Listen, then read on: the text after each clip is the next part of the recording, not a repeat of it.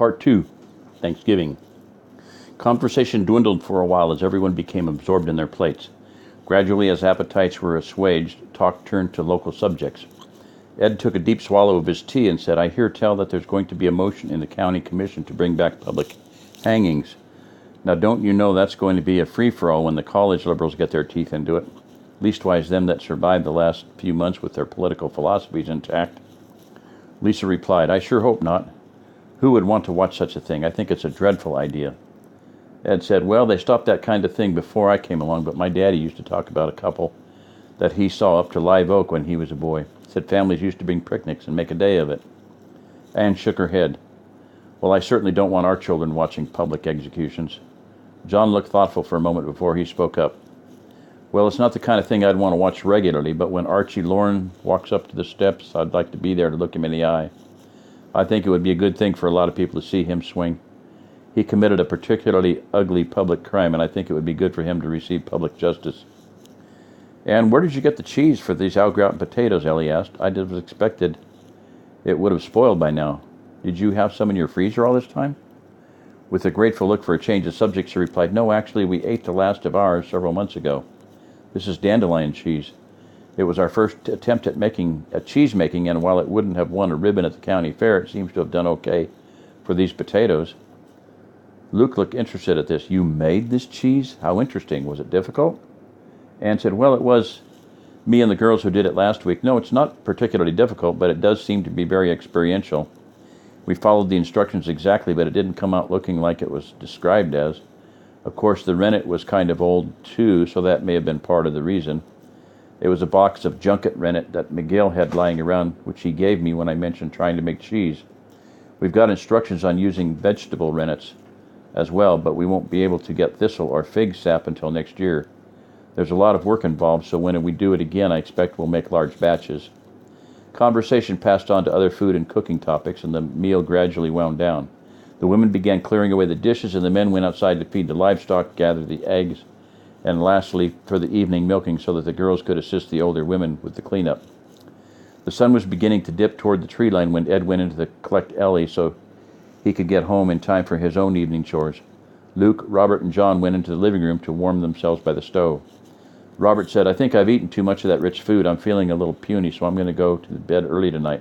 Good night." He walked to his room and shut the door. In the living room, John and Luke sat around the stove talking. Luke asked, "You said you were looking forward to Archie Lauren hanging. Isn't he the Ku Klux Klansman you arrested for raping and murdering that family a couple of months ago?" John nodded. "Yes, that's him. I take no joy in the death of any man, but in his case, I'll feel better when he's dead and buried. Oh, I'm sure one or more of his compatriots we took with him that night will meet their reward too when he does, but they didn't strike me as much more than followers who were either taking advantage of an opportunity or too afraid or stupid to say no. He was the heart and soul of the whole affair. I'd never heard of Christian identity before, nor understood how big it is amongst such groups as the Klan. The rest of those men who were just tools to his end, but he was a true believer. I'm not embarrassed to say I'll be thankful for putting an end to such a predator as he." With a sigh, Luke said, "I'm afraid he may not be the last one, true believer, that is." He repositioned his chair closer to the stove and continued, "I had lunch with Randy Hart last week. He's the chair for psychiatry. He was telling me that they are seeing a whole new phenomena of what they are coming to call apocalyptic psychosis. There seem to be a good many individuals out there who have interpreted the asteroid strike as a sign from God, from extraterrestrials, the devil, Illuminati, and even stranger entities. Fortunately, only a few are murderously active like your Mr. Lauren.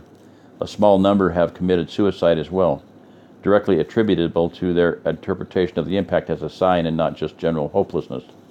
CNN had a blip that same day about an internet rumor going around that another asteroid had been detected that was projected to impact off Catalina Island at midnight.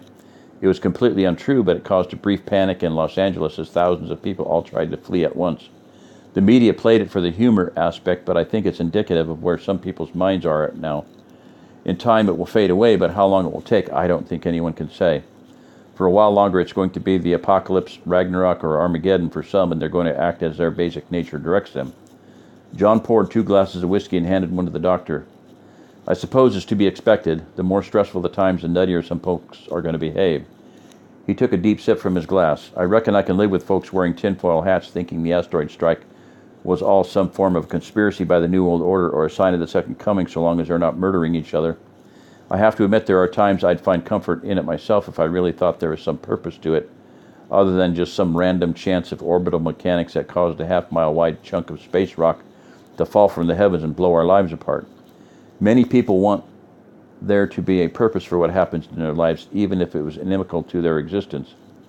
The two men sat for a time, not speaking, as they sipped their liquor, staring at the fire. Warmth, whiskey, and a large meal leached away all ambition. Presently, Melinda, Heather, and Brittany came into the room and unfolded a card table.